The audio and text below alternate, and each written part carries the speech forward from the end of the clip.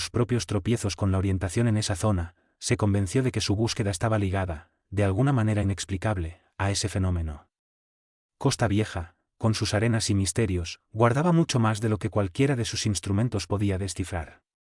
Era un lugar donde el tiempo parecía detenido, y donde cada centímetro de arena podía ocultar una historia antigua o incluso una reliquia olvidada. Para Darius, este paisaje inhóspito se había convertido en una obsesión. En su mente, aquellos médanos eran mucho más que simples formaciones naturales, eran una frontera velada entre su presente y la posibilidad de redención que le había sido negada durante siglos. Cada mes, tras estudiar durante semanas los libros secretos que tanto tiempo había guardado, Darius se preparaba con precisión. Empacaba su brújula, un sextante y un astrolabio, junto con los mapas más recientes que había podido conseguir, y se adentraba en Costa Vieja con una determinación que desafiaba el cansancio de su existencia. Sabía que su reliquia estaba allí, en alguna parte, escondida en esa vasta extensión o quizá enterrada bajo las dunas cambiantes. Algo, sin embargo, faltaba en su búsqueda, una pieza crucial que se le escapaba. Cada semana que pasaba en Costa Vieja era una batalla contra los elementos y contra sí mismo. Darius no solo enfrentaba la arena que se movía caprichosa bajo sus pies, o el sol que, implacable, parecía querer despojarlo de sus fuerzas, se enfrentaba también a sus propios límites. Usaba el sextante para medir la posición de las estrellas, buscando coordenadas exactas que, según los cálculos del Viribus Quantitatis, debían alinearse con la reliquia. Con el astrolabio en mano, trataba de interpretar las antiguas fórmulas del Grimorio, intentando desentrañar el lenguaje arcano que prometía guiarlo hacia su objetivo. Sin embargo, cada vez que regresaba, lo hacía con una derrota silenciosa marcada en sus gestos. La sal del aire había endurecido su piel y la arena se pegaba a su ropa y a su cabello, como una constante memoria de sus fracasos. No había ni rastro de la reliquia, y aunque sus estudios le indicaban con precisión casi matemática que aquel era el sitio correcto, algún detalle crucial escapaba de su comprensión. Quizás era un ritual mal ejecutado, una palabra omitida en los ritos de purificación o una coordenada equivocada, pero Darius sentía que la reliquia estaba a su alcance, tan cercana como inalcanzable. Cada vez que regresaba de su búsqueda, se encerraba durante días en su guarida, repasando con furia cada símbolo, cada verso y cada diagrama de los libros que poseía. Buscaba ese algo que no había visto, el paso que no había dado. En sus ratos de descanso, si es que podía llamarse descanso, su mente volvía una y otra vez a esos médanos. Una noche, después de uno de estos viajes frustrados, Darius se detuvo frente al viejo radio transoceánico, su fiel compañero. Encendió la perilla con un ligero temblor en las manos, y dejó que las ondas radiales recorrieran las distancias hasta alcanzar alguna señal lejana, alguna voz extranjera que, con suerte, pudiera distraerlo de sus pensamientos. La estática se deslizó por la habitación hasta que, casi como un susurro, una transmisión de la BBC rompió el silencio. No comprendió de inmediato lo que decían, pero una frase lo detuvo en seco: la convergencia de coordenadas en lugares de grandes fluctuaciones magnéticas puede actuar como velos que ocultan. Darius apagó el radio de inmediato, sus ojos brillando con una nueva comprensión. ¿Y si el problema no radicaba en su pericia para leer los mapas o en la precisión de sus instrumentos, sino en la naturaleza misma de aquel lugar? Su mente comenzó a trazar nuevas hipótesis mientras el eco de la transmisión aún flotaba en el aire. Quizás, en esa costa inhóspita, y en los interminables médanos que absorbían cada intento de cálculo exacto, existía algo que desafiaba las leyes físicas que tanto había estudiado. ¿Y si allí, en las arenas de Costa Vieja, se hallaba un fenómeno inexplicable, una anomalía que perturbaba la brújula, desviaba el sextante y alteraba el curso de los astros en sus cartas celestes? La idea de una desviación geomagnética comenzó a tomar forma en su mente, un pensamiento que le dejó una mezcla de asombro y temor. La ciencia moderna ya había documentado áreas donde los campos magnéticos de la Tierra se comportaban de maneras inusuales, desviando las agujas y confundiendo los cálculos.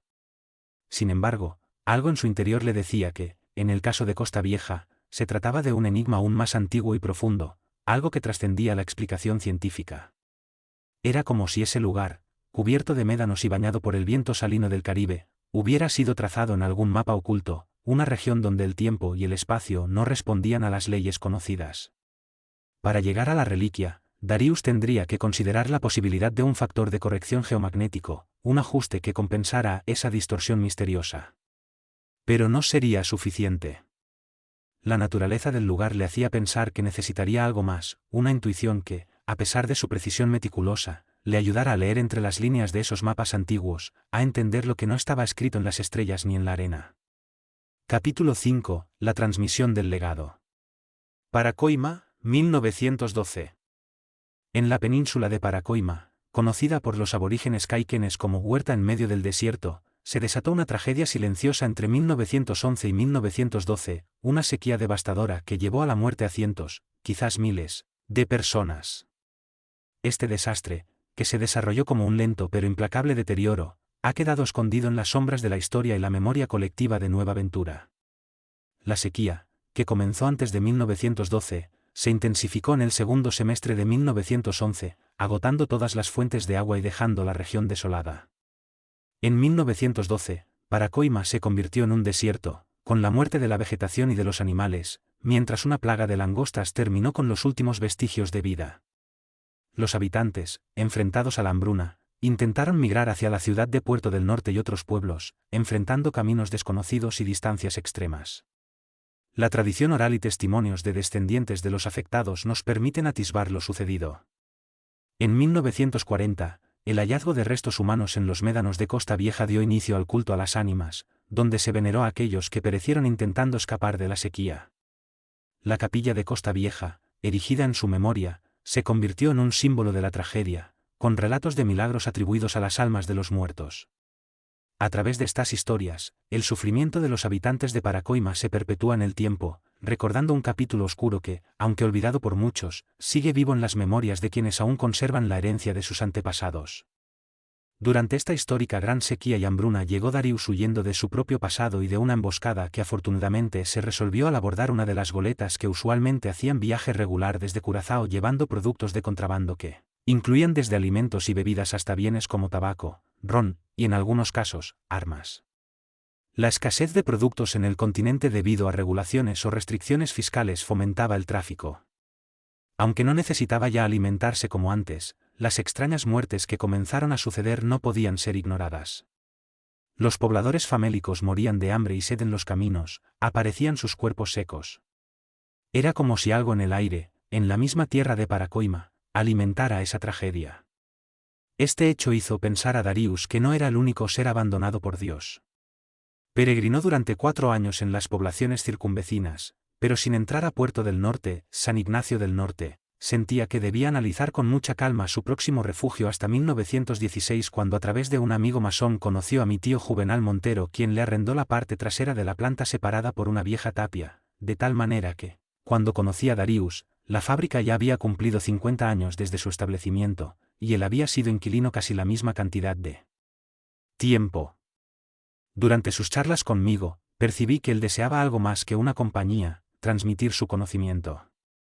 Su misteriosa naturaleza me hizo pensar que había algo más profundo entre nosotros. Mis charlas con Darius se convirtieron en lecciones, y poco a poco, sin darme cuenta, fui convirtiéndome en su aprendiz. Me hablaba de redención, de cómo los códigos sagrados podían ser utilizados para alcanzar un estado de conciencia superior, libre de las ataduras del cuerpo. Adrián, me dijo en una ocasión, no busques la inmortalidad, sino la trascendencia. Hay una gran diferencia entre ambas. Así que yo llevaba en secreto la carga de un conocimiento que jamás había esperado. Darius no era solo un extraño en nuestra ciudad. Era mi maestro, y de alguna manera, entendía que su misión final no era solo la redención de su propia alma, sino la transmisión de su legado a alguien más. ¿Podría ser yo el elegido para continuar su obra? ¿O simplemente era una víctima más de su trágico destino? 5.1 Adiós primos. El año escolar estaba a punto de comenzar, y mis primos, que habían sido mi compañía constante durante aquellos meses de vacaciones, comenzaron a preparar su regreso a sus respectivos colegios. Juan, el mayor, debía regresar a Ciudad Real, donde estudiaba en un internado que lo mantenía lejos de casa la mayor parte del año, mientras que Jorge se dirigía a San Fernando de Lunas, para continuar su año escolar en un sistema mixto, con algunas tareas programadas a distancia y la promesa de reanudar las clases presenciales en los primeros días de enero. Ambos parecían llevar con resignación sus maletas de regreso a sus rutinas, y de repente la casa de mi tío quedó más silenciosa. Con octubre a la vuelta de la esquina, mis padres tomaron una decisión poco común. Quizás viendo lo bien que me había adaptado a la vida en casa de mi tío Juvenal Montero y considerando que este año el colegio ofrecía la posibilidad de realizar los estudios a distancia hasta diciembre, debido a la precariedad de sus instalaciones debido al sismo acaecido en la capital 3 meses atrás, decidieron que podía quedarme en Puerto del Norte un par de meses más, ayudando en la fábrica de hielo y profundizando en la particular vida que allí llevaba. Mis materiales educativos me serían enviados cada semana, y así podría avanzar en mis lecciones sin problemas hasta el mes de diciembre, momento en el que, como cada año, volveríamos a reunirnos en familia para las festividades navideñas. La casa, que apenas días antes rebosaba de actividad, quedó entonces impregnada de una tranquilidad inesperada. Sin mis primos, quienes habían sido mi refugio y mis cómplices de aventuras, la rutina adquirió un ritmo diferente, casi pausado, aunque lleno de promesas de descubrimiento. Al ser prácticamente el único joven en la propiedad de mi tío, las horas comenzaron a alargarse, y mi mundo se redujo a los pasillos de la casa, la fábrica de hielo y la amplia explanada de tierra y árboles que rodeaba el terreno. Mis días empezaron a transcurrir entre la ayuda que brindaban las tareas diarias de la fábrica y el estudio de los materiales escolares que recibía de mis padres. Por las mañanas, acompañaba a mi tío y a sus empleados en las tareas rutinarias, la preparación de los moldes de hielo, la supervisión del molino de viento, y el funcionamiento del pozo artesiano. Pronto, las instrucciones de mi tío y sus explicaciones sobre cada máquina comenzaron a tener sentido, y adquirí una destreza sorprendente en algunos aspectos del oficio. Era como si el silencio y la soledad me permitieran captar detalles que antes había pasado por alto, y pronto pude ayudar con tareas que, al principio, me parecían demasiado complicadas. Por las tardes, me dedicaba a estudiar. Mis padres se aseguraban de que cada semana me llegara un paquete con los materiales necesarios, que incluían libros de texto, hojas de ejercicios y algunas notas de mis profesores, que me guiaban a distancia. Bajo la vigilancia de mi tío, me sentaba en la sala, donde la luz de la tarde caía de manera perfecta, y avanzaba en mis tareas escolares. Aunque extrañaba las voces y las bromas de mis primos, encontré en la soledad una calma que me ayudaba a concentrarme y entender mis lecciones con mayor claridad. A medida que los días avanzaban, el lugar empezó a transformarse ante mis ojos. La fábrica de hielo, que antes había sido solo un conjunto de máquinas ruidosas, se convirtió en un mundo fascinante donde cada parte tenía su razón de ser. Empecé a comprender la importancia de cada detalle. El agua que extraíamos del pozo debía tener la temperatura exacta, el molino de viento era revisado y ajustado cada semana, y las temperaturas debían ser medidas y vigiladas con rigor. La rutina, lejos de ser monótona, se volvió un aprendizaje constante que me conectaba más profundamente con el mundo de mi tío y sus misterios. Pero en los momentos de descanso, el silencio me recordaba que estaba solo, y ese mismo silencio me empujaba a explorar más allá de la rutina. Me aventuraba a los rincones menos frecuentados de la propiedad, descubriendo detalles que en otro momento habrían pasado desapercibidos. La antigua bodega, por ejemplo, estaba llena de herramientas oxidadas y piezas que parecían haber sido importantes en algún momento, aunque ahora estaban cubiertas de polvo y olvido. La tapia que separaba la fábrica del terreno vecino también se convirtió en un lugar que visitaba con frecuencia, recordando aquellos momentos en que mis primos y yo nos colábamos al otro lado para recoger mangos. Ahora, solo, el muro tenía un aire distinto, como si también guardara sus propios secretos. Así, los días se deslizaban entre los estudios y las labores en la fábrica, mientras el calor de Puerto del Norte se hacía cada vez más intenso a medida que avanzaba el año. El tiempo transcurría a un ritmo lento pero constante, y aunque echaba de menos la compañía, el mundo que me rodeaba se había convertido en un espacio de aprendizaje y descubrimiento personal, como si en esos meses hubiera madurado más de lo que hubiera imaginado. Estaba solo, pero cada día encontraba en la fábrica y en el silencio de la casa de mi tío una lección nueva, algo que, de alguna manera, me preparaba para un mundo que aún no comprendía del todo. Una tarde, mientras caminábamos junto al molino de viento, me animé a explicar a Darius, como si fuera un niño curioso, cómo funcionaba la planta de hielo en panelas que mi tío había instalado en la ciudad. Verás, Darius, comencé, intentando ordenar mis pensamientos, la planta utiliza un sistema bastante ingenioso para producir hielo. En lugar de depender de simples bloques de hielo como en los viejos tiempos, se emplea un proceso moderno que usa amoníaco como refrigerante. Darius me miró atento, sin interrumpirme, lo cual me dio más confianza para continuar. El amoníaco, en estado gaseoso, pasa a través de una serie de tubos y compresores donde se enfría a tal punto que se convierte en líquido. Este líquido es lo que recorre el sistema de enfriamiento. Luego, El amoníaco líquido pasa a unas grandes bobinas ubicadas dentro de un espacio cerrado, y cuando se evapora, absorbe el calor del ambiente. Este cambio de temperatura es lo que permite congelar el agua que se encuentra en grandes moldes. Mientras hablaba, me di cuenta de lo fascinante que era este proceso, como si lo estuviera descubriendo por mí mismo de nuevo. Es un ciclo cerrado. El amoníaco vuelve a ser comprimido, se calienta y luego se enfría de nuevo, repitiendo el proceso. Y mientras tanto, el agua, al estar en contacto con las bobinas frías, se convierte en bloques de hielo. Después, los bloques se trasladan a un área donde se cortan en panelas. Es un sistema eficiente, rápido, y el hielo que sale de aquí es puro, cristalino. Darius, que no había dicho palabra hasta ese momento, levantó una ceja. ¿Y todo eso depende de un solo gas? Preguntó, como si no pudiera creer lo sencillo y complejo a la vez que resultaba. Sí, respondí, el amoníaco. El único problema es que hay que manejarlo con mucho cuidado, porque, si no se controla, puede ser peligroso. Pero el sistema de mi tío es muy seguro, y, además, el molino de viento ayuda a darle la energía necesaria para que todo funcione. Miré a Darius para ver si había entendido, y noté que su expresión era de asombro, aunque sin decir una palabra. Es impresionante cómo la naturaleza y la tecnología se combinan para crear algo tan útil, dijo por fin, y sus ojos brillaron con una especie de admiración, como si viera un paralelismo entre este sistema de hielo y los secretos antiguos que él mismo conocía. Sí, es bastante sorprendente, respondí, algo orgulloso. Y lo mejor es que el hielo que producimos aquí no solo se utiliza para mantener la comida fresca. Hay personas en toda la región que dependen de él para muchas cosas. Darius asintió lentamente, observando el molino que giraba en el horizonte. El progreso humano es un reflejo de lo que somos capaces de crear, pero también de lo que podemos destruir, ¿verdad?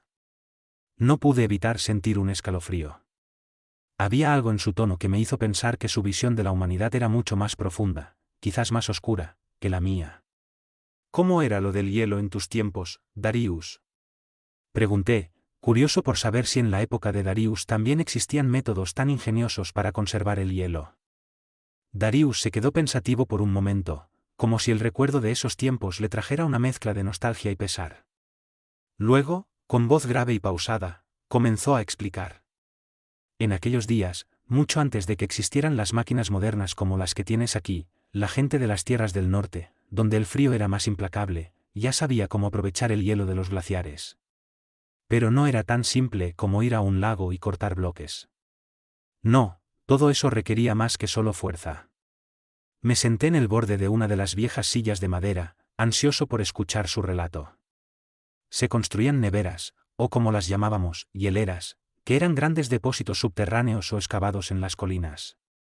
Estos espacios se diseñaban específicamente para conservar el hielo durante los meses más cálidos del año.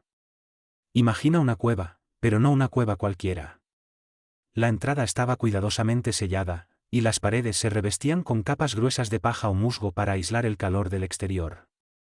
Darius se detuvo, mirando hacia el horizonte, como si visualizara uno de esos depósitos en su mente. Los bloques de hielo se cortaban directamente de los glaciares, los cuales, por entonces, eran mucho más grandes. Luego, se transportaban con mucho cuidado, y el hielo se colocaba en las neveras, apilado de manera compacta. Para evitar que se derritiera rápidamente, se cubría con más paja y a veces con nieve, creando una capa protectora. A medida que pasaba el tiempo, se podía sacar el hielo, incluso en pleno verano, aunque no duraba tanto como el hielo fresco de los glaciares. Capítulo 6. Darius y el caballero de la Devotio. Una vez en Venturia, Darius siguió su ruta al sur, escapando del caos de Paracoima y encontrando en Puerto del Norte, San Ignacio, un refugio más seguro. Una ciudad antigua, con su historia casi tan vieja como él. Allí, entre las ruinas coloniales, encontró lo que necesitaba, un lugar discreto, apartado de miradas curiosas. El depósito de mi tío Juvenal Montero le ofreció justo eso. Él era dueño prácticamente de toda la cuadra frente al mercado municipal, pero la parte trasera colindaba también con una casa abandonada que el tío había comprado pensando en alguna ampliación futura. Estaba apenas separada por una vieja tapia y cubierta de sombras gracias a los enormes árboles de mango que crecían en el terreno. Además del oscuro patio, una casa muy deteriorada con 2 habitaciones, una pequeña sala y un baño externo, era todo lo que restaba en esa zona, antes prohibida para mí. Cuando Darius solicitó en alquiler aquellas ruinas recomendado por un hermano de la logia, mi tío, como buen comerciante, no preguntó demasiado. Para él, un inquilino era un inquilino, y si pagaba, poco importaba quién fuera. Aparte de sus negocios, cualquier ingreso extra le vendría muy bien. La planta era muy antigua, adquirida de segunda mano, trabajaba con amoníaco y la succión del agua desde el pozo artesiano se efectuaba gracias al molino de viento. Lo cierto es que el proceso era un espectáculo. Poco a poco, por las mañanas y de la mano de mi tío y su ayudante segundo, fui aprendiendo el oficio. Pero lo que más me llamaba la atención eran los árboles de mango que rodeaban el depósito de Darius. Los frutos parecían crecer más grandes allí, como si algo en la tierra les diera fuerza extra. 6.1 El primer encuentro. A un mes de la partida de mis primos, un viento extraño recorrió las calles empedradas de Puerto del Norte. Lo sentí antes de verlo, una presencia que oprimía el aire, cargada de un frío que no pertenecía a esa tierra cálida. Allí, en plena calle, vi por primera vez al caballero de la Devotio, cuya voz profunda resonaba como un eco de los tiempos antiguos, de batallas olvidadas y pactos rotos. El hombre, de aspecto incorrupto pero sombrío, no parecía encajar en ningún tiempo ni lugar. Su ropa estaba desgastada, pero todavía relucía algún color bajo los últimos rayos del día. Una barba hirsuta ocultaba su rostro casi por completo, excepto los ojos, fríos como el mármol, pero ardientes como el odio, que se clavaron en la casa de Darius como si ya supieran todo lo que escondía. «Chaval», me llamó con un acento extraño, «¿sabéis quién vive allí?», señalando la fábrica de hielo y su anexo. «No señor, allí no vive nadie», respondí diligentemente, «lo que hay es una planta de hielo de mi tío, una casa abandonada y un patio lleno de basura, más nada». Le contesté. «Bien», me respondió y siguió su andar. Lo comenté tanto a mi tío como a Darius, quien me requirió más detalles del personaje. Noté su creciente inquietud. Él, usualmente imperturbable y dueño de una serenidad sobrehumana, comenzó a mostrar signos de desesperación. Pasaba horas encerrado con sus libros, murmurando en lenguas antiguas, releyendo los textos de Viribus Quantitatis y el Grimorio original de San Cipriano. A medida que el caballero, cuyo nombre era Egidius de Montmirail, se acercaba, Darius entendía que su tiempo se agotaba. A Egidius no era un simple cazador. Había sido un cruzado, uno de los antiguos portadores de una devoción fanática hacia la justicia divina lo había conducido a efectuar lo que se conoce como votum sacrum. Su misión no era solo destruir a Darius, sino recuperar los códigos sagrados, aquellos que Darius había guardado celosamente y que, según las leyendas, podían alterar el destino mismo de las almas condenadas. Para Egidius, el robo de estos códigos era una blasfemia, un crimen imperdonable que debía ser castigado con su destrucción total. A Egidius, con la determinación ardiente de un cruzado, emprendió su implacable persecución contra Darius, quien había evadido la justicia durante siglos.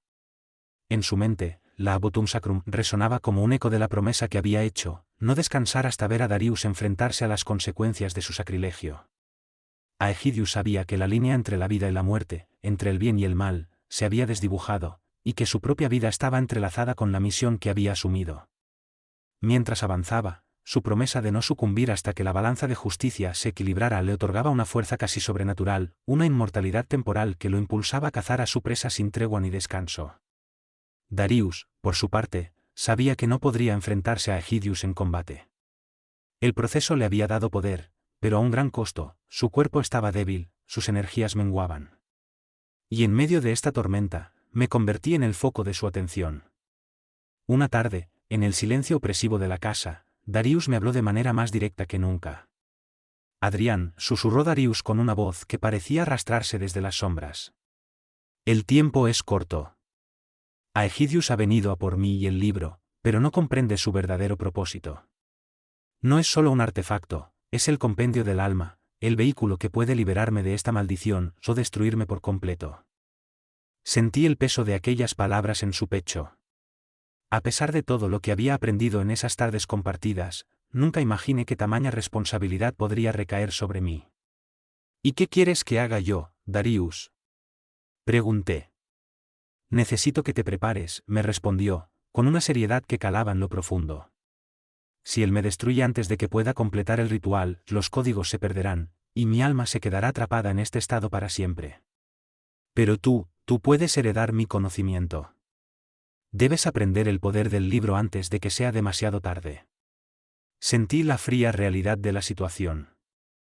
Darius, el ser que había llegado a ver como un mentor, un portador de siglos de sabiduría, estaba dispuesto a dejarme su legado.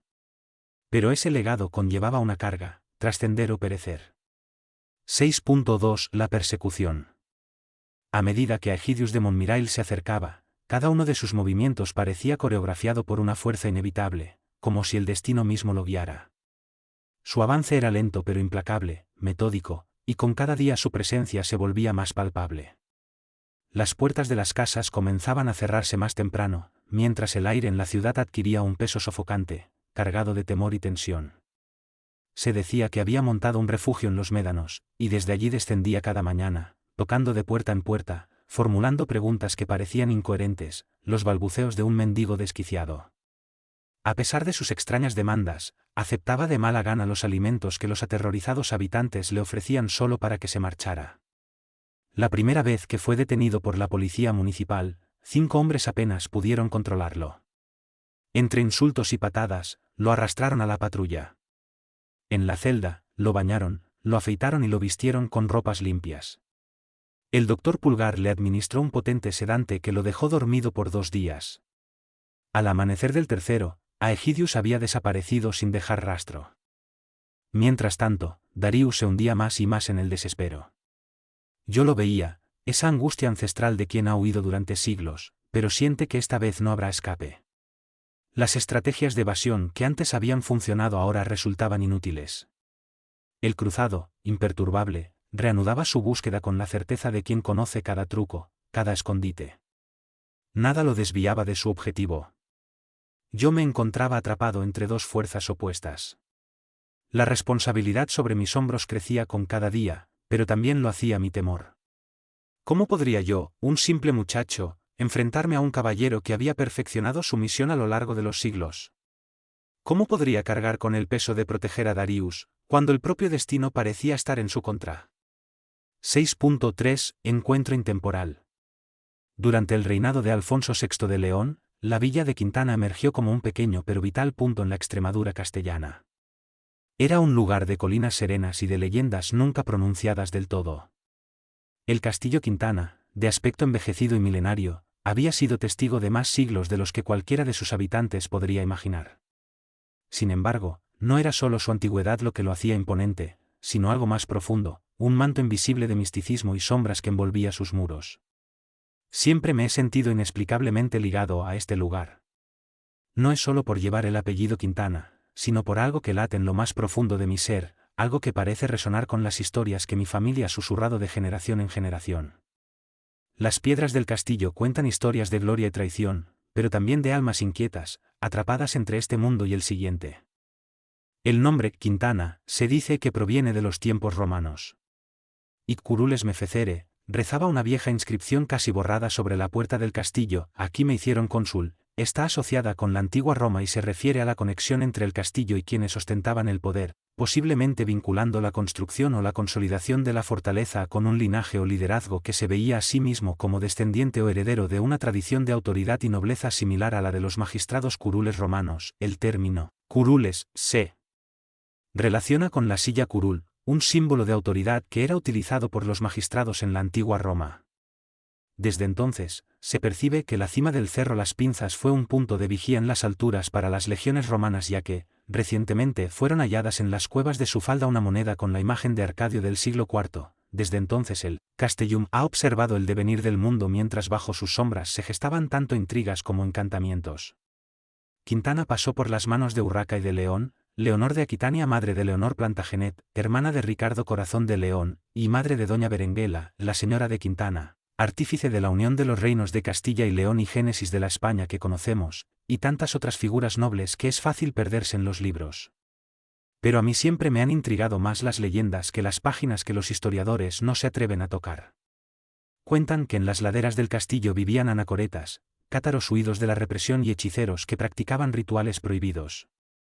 Se refugiaban en cuevas, esas extrañas grietas en la roca que se pueden observar hoy día a simple vista y que llaman a la curiosidad, como si algo más que el eco residiera en su interior. Algunos viejos del lugar dicen que esas cuevas están malditas, que lo que se oculta en ellas es mejor dejarlo en el olvido. Y entonces apareció Darius. Lo encontraron malherido en las faldas del cerro, sus ropas desgarradas y su cuerpo quebrado por las heridas. Nadie sabía de dónde venía, pero mi ancestro Alonso de Quintana intuyó con que provenía de alguna familia noble caída en desgracia de tal manera que, con la hospitalidad que marcaba su nobleza, lo acogió en el castillo. Según las historias que me han llegado, Darius apenas hablaba, tampoco Alonso hizo muchas preguntas, pero sus ojos oscuros siempre parecían vigilar más allá de lo evidente. Había algo en él, un aura, una sombra que Alonso, pese a su sabiduría y experiencia en la guerra, no podía desentrañar. Durante su estancia, los dos entablaron una extraña camaradería. Alonso compartía con Darius historias de batallas, de victorias y pérdidas, mientras que Darius, en su tono reservado, hablaba a medias de un pasado envuelto en penumbras, dejando que el silencio dijera lo que las palabras no podían. El relato de la lucha de la Reconquista contra los musulmanes se enmarca en uno de los momentos más cruentos de la Reconquista en la península ibérica. Durante esta época, el río Valdero marcaba la frontera natural entre los reinos cristianos y los territorios dominados por los musulmanes.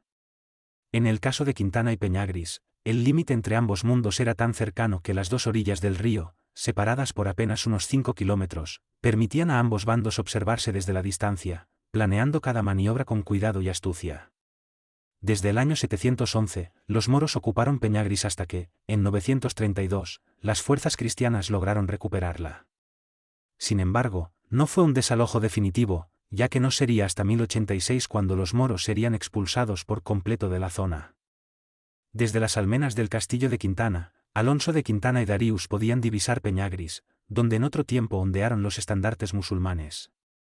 La mayor ventaja del castillo de Quintana era su ubicación estratégica, que permitía observar los movimientos de tropas a vuelo de pájaro, otorgando a la gente de la villa tiempo suficiente para tomar decisiones ante cualquier peligro inminente. Si existía la mínima sospecha de un asedio, los habitantes huían de sus casas y se refugiaban en las segundas y terceras defensas del castillo o se escondían en las cuevas que rodeaban las faldas de la fortaleza. Esas cuevas no eran simples refugios improvisados. En su interior habitaban personajes extraños que habían hecho de esos recovecos su hogar. Muchos de ellos eran perseguidos por la Iglesia o marginados por la sociedad cristiana. Durante los asedios, los lazos con estos habitantes se estrechaban, algunos ofrecían sus conocimientos en artes oscuras o místicas para proteger la villa, mientras que otros solo buscaban mantenerse al margen de las guerras y persecuciones. Sea por esta u otras razones, el castillo de Quintana se considera uno de los pocos inexpugnables. Entre ambos nació una amistad inquebrantable, y Darius, vinculado ahora no solo a Alonso sino también a la tierra, a los oscuros secretos que envolvían el castillo y sus alrededores, quedó atado a Quintana. Las leyendas locales empezaron a tejerse en torno a ellos, y las cuevas, con sus misteriosos habitantes, se convirtieron en una parte fundamental de los relatos que pasarían de generación en generación. Pronto, la gente comenzó a murmurar sobre extraños susurros traídos por el viento desde las colinas durante las noches más oscuras. Algunos juraban haber visto luces titilando en las cuevas al pie del castillo, mientras otros afirmaban oír cánticos extraños, voces que parecían surgir de las profundidades de la tierra, pronunciando palabras en lenguas desconocidas. Finalmente, cuando Alonso murió, Darius tomó una decisión irrevocable. No podía quedarse más en Quintana. Sin embargo, antes de marcharse, robó de la biblioteca de Alonso varios libros antiguos de magia y conocimiento arcano, entre ellos el más peligroso y codiciado, el Viribus Quantitatis, un grimorio que contenía rituales que, según Darius, podían ser la clave para liberarse de la maldición que lo atormentaba. Desde entonces, ha sido incansablemente perseguido. Uno de sus más feroces perseguidores es Aegidius de Montmirail, un caballero que ha seguido su rastro durante siglos, decidido a detenerlo antes de que desate un poder que ni él mismo comprende. Y aquí estoy yo, Adrián Quintana, descendiente de esa misma sangre, con el peso de una historia que parece destinada a repetirse. Las sombras de mi ancestro y de Darius aún se ciernen sobre el castillo, mientras el caballero Aegidius acecha cada vez más cerca. Darius, desesperado, busca una forma de liberarse de la maldición antes de que sea demasiado tarde. Y yo, no sé si mi destino es ser parte de su redención o de su condena. Capítulo 7. El desguace. La mañana estaba aún impregnada del olor agrio del mercado cuando escuché los gritos. Era Aegidius, su voz rasposa y desafiante cortando el aire como un cuchillo. gritaba mi nombre, el de Darius, y palabras que se perdían entre el murmullo de la gente. Estaba fuera de sí, golpeando la vieja puerta del refugio con tal rabia que cada impacto resonaba como el retumbar de un tambor de guerra. Esta vez no te escaparás, Darius, vociferaba, y en sus palabras se sentía una mezcla de furia y desesperación que helaba la sangre. Alguien nos delató, pensé, mientras la tensión se apoderaba de mí. Miré a Darius, el sereno, como si el escándalo de Aegidius fuera poco más que el zumbido de un insecto. Mantente tranquilo, Adrián, me dijo en un susurro, con esa voz calmada y firme que parecía contener un pozo de siglos de paciencia. Pero por dentro, yo sentía el torbellino de un miedo creciente. Afuera, Aegidius continuaba, pateando la puerta, sus gritos atrayendo miradas curiosas y asustadas de los comerciantes y clientes del mercado cercano. En medio de la conmoción, llegó una patrulla de la policía municipal, alertada por los comerciantes que temían que aquel alboroto acabara en violencia. 2 agentes descendieron del auto, ambos jóvenes, inexpertos, apenas más que muchachos en uniformes demasiado grandes para ellos. El primero, de rostro pálido y cejas fruncidas, miraba a Aegidius con evidente incertidumbre, como si no supiera bien cómo manejar aquella situación. El otro, de complexión más robusta, intentaba mantener una expresión de autoridad, pero sus ojos delataban un nerviosismo palpable. A ver, señor, cálmese, ¿cuál es el problema aquí?, dijo uno de ellos con voz temblorosa, intentando hacerse oír sobre el bullicio de la multitud que empezaba a agruparse alrededor. Pero a Aegidius no le prestaba atención. Seguía pateando la puerta, ignorando las advertencias, como un hombre poseído. Su rostro estaba desencajado, los ojos desorbitados, y una vena palpitaba en su sien con un ritmo frenético. «Aparten de mi camino», gritaba, como si los policías no fueran más que sombras. Sus patadas eran cada vez más fuertes, y los golpes resonaban con una violencia que parecía retumbar en las paredes del estrecho callejón. La gente del mercado observaba, algunos curiosos, otros asustados. Una anciana se santiguaba, murmurando palabras de protección, mientras un grupo de niños se reía nerviosamente, sin comprender del todo lo que ocurría. Uno de los policías, el más nervioso, levantó la voz con una advertencia final, su mano temblando cerca del arma en su cintura. «Alto ahí, o tendré que». Pero antes de que pudiera terminar, Aegidius giró hacia él, sus ojos enrojecidos y su expresión desencajada, como si estuviera dispuesto a lanzarse contra cualquiera que se interpusiera en su camino. Fue entonces cuando, en un momento de torpeza o de puro reflejo, el policía dio un paso atrás, tropezando con un adoquín suelto. La detonación fue súbita, brutal, rompiendo el silencio de un segundo de tensión infinita.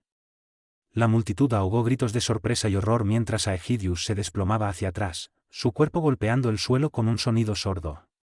Un charco oscuro comenzó a formarse bajo su cuerpo, y la sangre se extendía como una mancha sobre las piedras irregulares del pavimento. El policía, pálido como un espectro, miraba el arma en su mano con incredulidad. Fue un accidente», murmuró, sus palabras ahogadas por el shock y el miedo en su rostro. Sus ojos estaban desorbitados, y parecía incapaz de apartar la vista del cuerpo de Aegidius, como si no pudiera comprender cómo había ocurrido. La multitud observaba en silencio, algunos con las manos sobre la boca, otros murmurando oraciones. El segundo policía trató de calmar a su compañero, pero él seguía en estado de shock, susurrando con los labios secos, «Yo no quería». Poco después, el sonido de una ambulancia rompió el incómodo silencio, seguida por la llegada de los forenses. Un hombre alto, con guantes de látex y expresión impasible, se acercó al cuerpo. Los demás, vestidos con trajes oscuros y portando maletines, procedieron a examinar a Aegidius, moviéndose con la precisión de quienes están acostumbrados a lidiar con la muerte. El cuerpo de Aegidius yacía retorcido, el rostro aún congelado en una expresión de furia, sus ojos abiertos mirando al cielo como si aún se resistiera a su destino. La bala le había atravesado el pecho, y el charco de sangre había crecido, empapando su ropa y tiñendo las piedras de un rojo oscuro que contrastaba con la luz del día. Los forenses tomaron fotografías, marcaron el lugar con cintas y, finalmente, cubrieron el cuerpo con una sábana blanca que ondeaba levemente bajo la brisa. La gente murmuraba entre susurros, comentando la escena en tonos bajos, como si el lugar se hubiera convertido en un territorio sagrado y maldito a la vez. Algunos comerciantes se persignaban, mientras otros aprovechaban para relatar sus versiones exageradas del evento a los recién llegados. Sin embargo, todos compartían un mismo sentimiento, el peso de una muerte repentina y absurda que había interrumpido la tranquilidad de sus vidas. Desde el rincón más oscuro del refugio, Darius observaba en completo silencio, inmóvil como una estatua. Su rostro, bajo la penumbra, no dejaba entrever ni un atisbo de emoción, ni el más mínimo signo de alivio o sorpresa. Sus ojos, profundos y distantes, parecían preverlo todo, como si el destino de Aegidius ya estuviera escrito en algún pergamino antiguo al que solo él tenía acceso.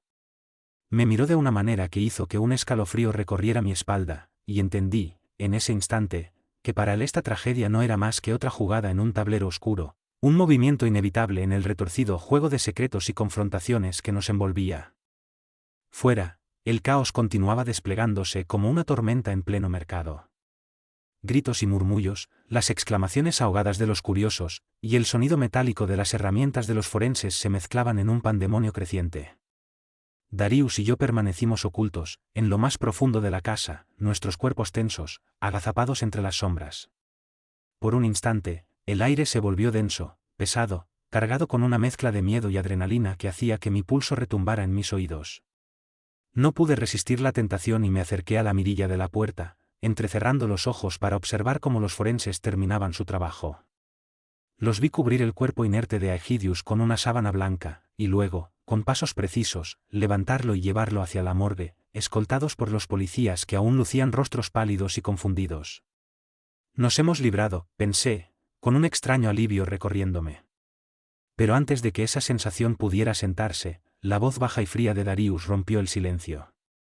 «Tenemos una ventana de espera», murmuró, como si hablara más para sí mismo que para mí. Lo miré, desconcertado, tratando de entender el peso de sus palabras. «Resucitará en unas horas. Padece el mismo mal que yo». La comprensión cayó sobre mí como una losa helada. Aegidius no estaba realmente muerto, su existencia estaba encadenada a la misma maldición oscura que perseguía a Darius. De inmediato, el alivio dio paso a una oleada de pánico. Darius, con esa calma que me desesperaba, me miró de nuevo, sus ojos tan profundos y oscuros como la noche. «Debemos movernos», dijo, su voz apenas un susurro, pero cargada de urgencia. «Encuentra otro refugio». Sin pensarlo dos veces, me puse en movimiento, mi mente ya barajando las opciones, los lugares que aún podíamos utilizar, mientras el sonido lejano de la ambulancia se desvanecía en las calles de la ciudad. «El desguace al lado de casa del tío Oscar», pensé. La idea surgió rápidamente. Unas cuadras más abajo en la calle República, donde vivía mi familia por parte de mi madre y a su lado un gran estacionamiento de vehículos en desuso. Él era gerente de una antigua compañía alemana de exportación e importación. Entre las calles Monzón y Comercio su actividad se basaba específicamente en la exportación a Europa de sábila y pieles de caprinos. Y la importación de materiales de construcción y alimentos enlatados, pero generalmente insumos para ferreterías. Siendo una casa comercial con una alta actividad. No nos servía para nuestros propósitos, aunque no era descartable del todo, pues era gigantesca, abarcaba una cuadra completa y contaba con muchos cuartos que fungían de depósito. Recuerdo que tenía un patio central abierto y árboles frutales de todo tipo. Así que, por ahora, nos decidimos por el desguace. Aprovechamos el calor abrasador del mediodía que dejaba las calles solas de gente quienes tomaban su siesta hasta que el sol fuese más amable y nos dirigimos hacia la chatarrería, los cromos de las defensas brillaran como brasas ardientes.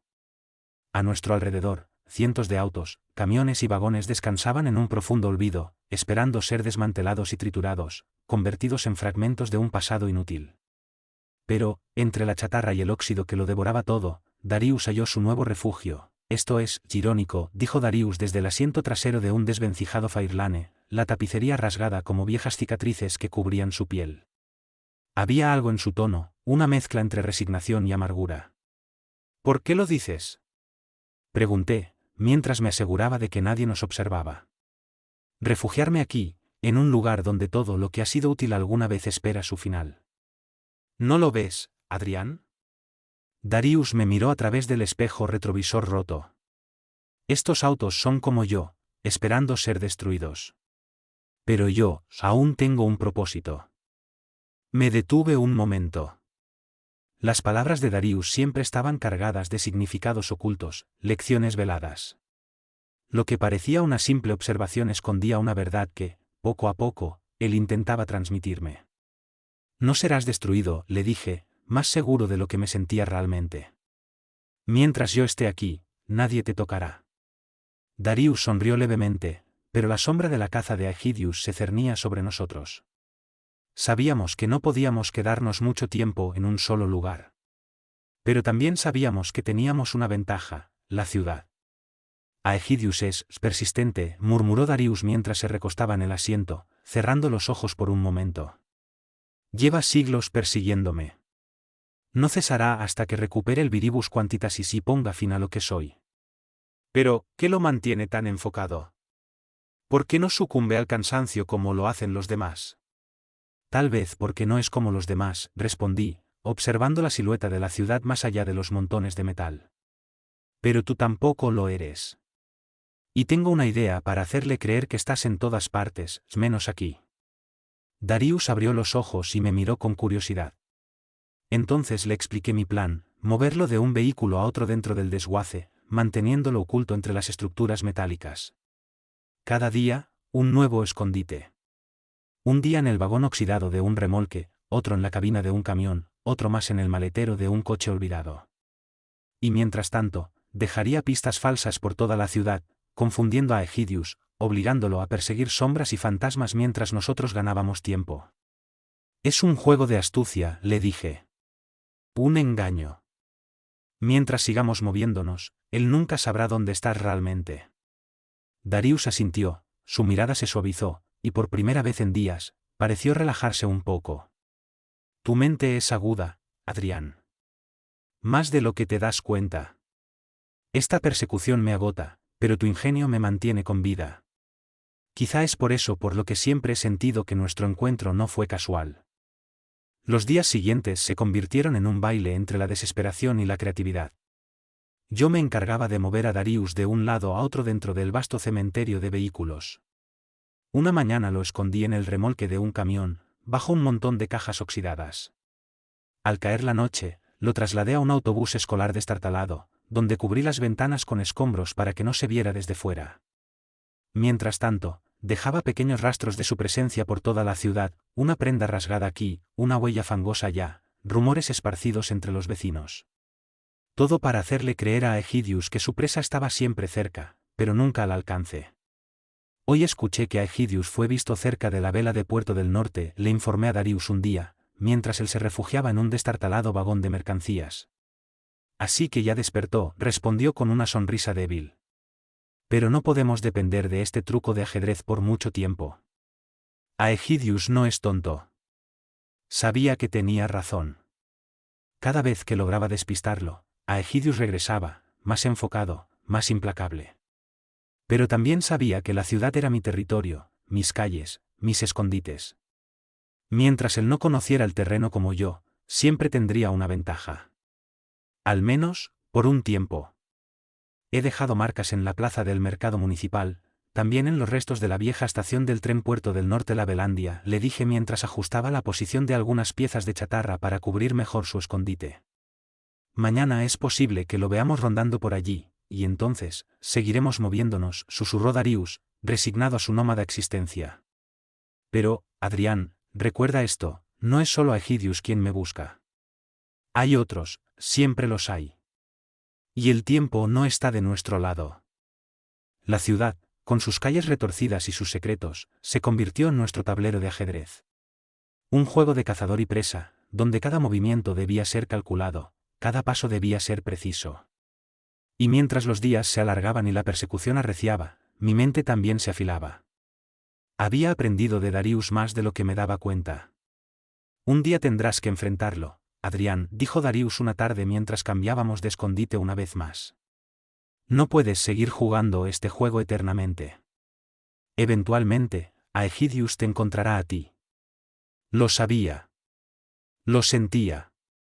Pero hasta ese día, seguiríamos danzando entre las sombras de la ciudad, dejando que los coches y camiones oxidados nos dieran un refugio temporal mientras la caza continuaba. La noticia del resucitado invadió a la ciudad. Prensa y radio no cesaban de expandir la información con las declaraciones más variopintas. Esto obligaba a Aegidius a ser más cauto, lo que nos beneficiaba. Pero el ambiente de terror se expandió como pólvora sobre el tema del muerto viviente. Una nota de prensa en Sucesos de La Voz de los Médanos reseñaba: extraño suceso frente al mercado termina en misteriosa desaparición. Por Jorge Rodríguez /diagonal La Voz de Venturia.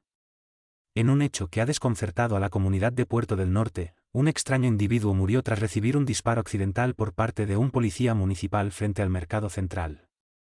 Sin identificación ni huellas que ayudaran a esclarecer su identidad, el cadáver fue llevado a la morgue, donde permaneció bajo custodia. Sin embargo, 2 días después, desapareció misteriosamente del cuarto frío sin dejar rastro. Las autoridades investigan el suceso, mientras circulan diversas hipótesis. Fuentes médicas señalan la posibilidad de un error administrativo, aunque algunas voces más esotéricas, como brujos locales, sugieren que el cuerpo pudo haber sido objeto de rituales o fenómenos inexplicables.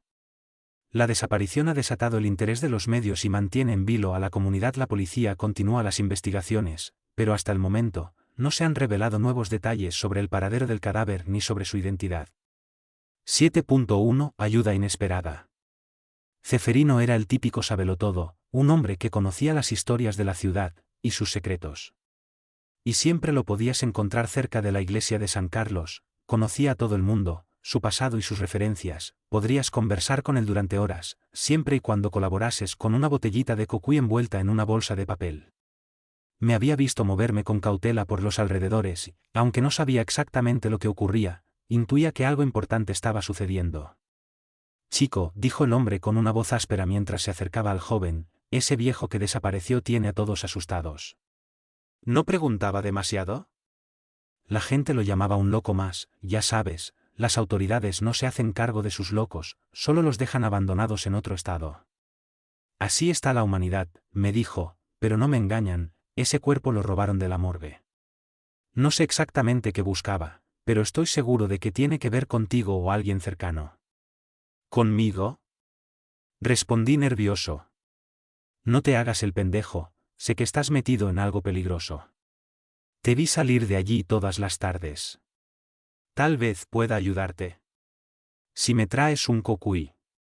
Me mantuve en silencio, observando al anciano con desconfianza. No te preocupes, no voy a hacer preguntas. Me dijo, solo quiero contarte algo que puede que te sea útil, continuó el hombre mientras miraba hacia el horizonte, como si recordara tiempos pasados. ¿Has oído hablar de los túneles que yacen bajo esta ciudad? No, respondí, no sé nada de eso. Bueno, me dijo, sea lo que sea, imagínate entrar por un lado y desaparecer para salir por otro. De niño me encantaba ir allí con mis amigos, hasta que nos aburrimos. Nadie se acuerda de eso ya. A estas alturas, soy el único de la banda que sigue vivo. Aquellas palabras captaron inmediatamente mi atención, sabía que Puerto del Norte, con su rica historia colonial, escondía muchos secretos, pero jamás había escuchado sobre túneles. Ceferino continuó, Puerto del Norte fue atacado en el año 1569 por el pirata francés Nicolas Valier, quien llegó con la intención de saquear y aprovecharse de sus riquezas. Siendo una de las ciudades más antiguas de Nueva Ventura, fue una de las primeras en enfrentar incursiones piratas debido a su proximidad a rutas comerciales clave en el Caribe. Este pirata atacó y saqueó la ciudad, causando grandes destrozos y la población se dio cuenta de la vulnerabilidad de las ciudades coloniales frente a los piratas. El incidente fue tan traumático que la población y las autoridades buscaron la manera de protegerse mejor de futuros ataques. Una de las soluciones fue la construcción de que se extienden bajo la parte colonial de la ciudad, aunque estos túneles quedaron en el olvido con el tiempo. Mi abuelo me contaba historias de aquellos pasadizos cuando era niño.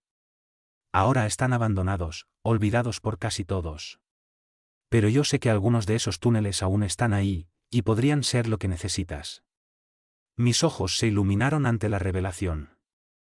Una red subterránea de túneles podría ser la clave para evitar la persecución de Aegidius y, además, mantener a Darius oculto por más tiempo. ¿Dónde están esos túneles?, pregunté, tratando de contener la emoción. El hombre sonrió levemente mientras se echaba un trago, me enseñaba la botella casi vacía mientras me decía, salud. Hay una entrada cerca de la catedral, en el patio de una vieja casa semiderruida en la calle Colina, ¿la conoces?, preguntó. Sí, claro, contesté, casi nadie la visita, continuó, pues tiene orden de derribo. Si sabes dónde buscar, puedes encontrarla. Ten cuidado, los túneles son antiguos, frágiles, pero si eres hábil, podrías moverte sin ser visto. Gracias, le contesté dándole una moneda de 5 bolívares en recompensa.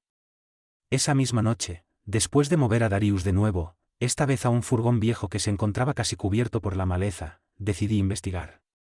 El cansancio no me había vencido, al contrario, el descubrimiento de aquella red subterránea me emocionaba. Por otra parte, mis tíos no serían problema, no me extrañaban siempre y cuando apareciese a la hora de comer.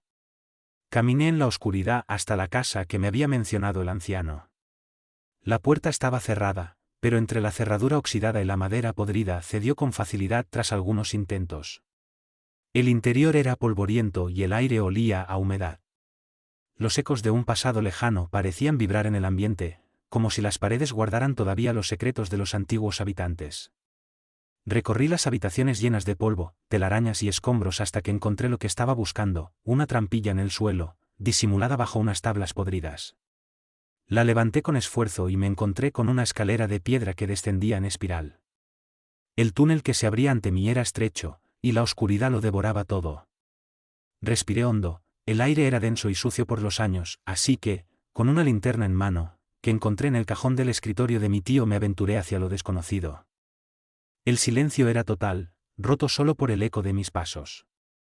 Los muros de los túneles eran de piedra tosca, y las raíces de algunos árboles de la nueva avenida recién inaugurada habían empezado a invadir el espacio, dándole un aspecto más salvaje. A medida que avanzaba pude entrever que la red de pasadizos era más extensa de lo que había imaginado. Algunos túneles llevaban hacia lo que parecían antiguas bodegas, otros subían hacia el suelo de lo que ahora eran plazas o viejas casas coloniales. A medida que exploraba, ideas comenzaron a formarse en mi mente. Estos túneles podrían ser mucho más que un simple refugio para Darius, podrían convertirse en una auténtica trampa para Egidius. Yo conocía la ciudad y ahora tenía en mis manos un nuevo mapa oculto bajo mis pies, un recurso invaluable para mantenernos un paso por delante del enemigo. Al regresar a la superficie, había tejido un plan. Capítulo 8. ¿Cómo son? Cada vez que miro a Darius, una inquietud profunda me invade. Es como observar una estatua viviente, congelada en el tiempo, pero desmoronándose poco a poco. Alto, mucho más que cualquier otro en la ciudad, su delgadez extrema le otorga un aire de fragilidad que enmascara su verdadera fuerza. Su piel es tan pálida que parece casi translúcida bajo la luz del atardecer, y cada vez que el sol se oculta, su figura se funde con las sombras.